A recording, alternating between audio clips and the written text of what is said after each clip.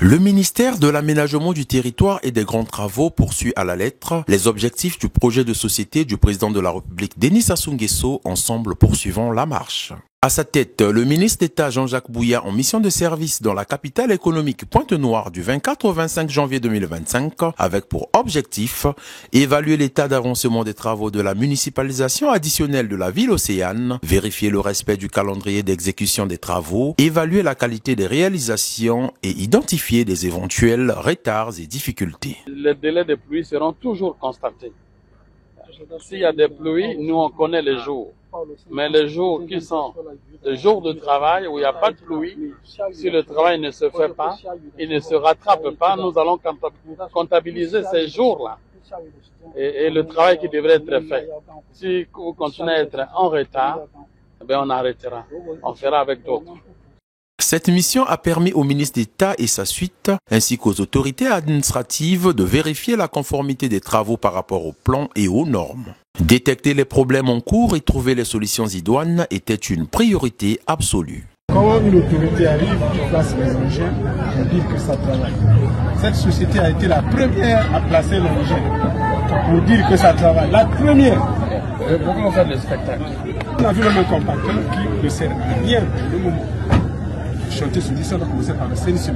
Visite ayant permis au ministre d'État Jean-Jacques Bouya d'envoyer un signal fort aux entreprises qui n'arrivent pas à faire grand cas de leurs engagements sur le terrain, en négligeant l'importance accordée à l'exécution de l'ensemble des projets dans la capitale économique.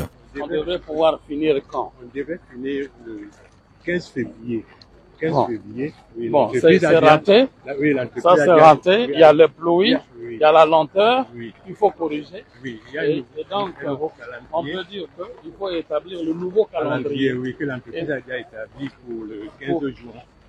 Mais le juin, c'est trop loin. Oui, ils ont fait une demande de délai. Oui, mais c'est trop loin. Et qu'est-ce que vous pensez en tant que mission de contrôle? Est-ce que c'est un délai raisonnable?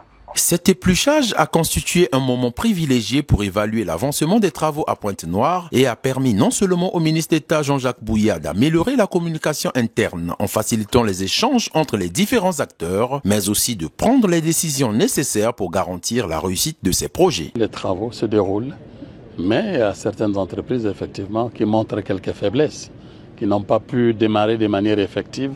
Les choses commencent à prendre corps.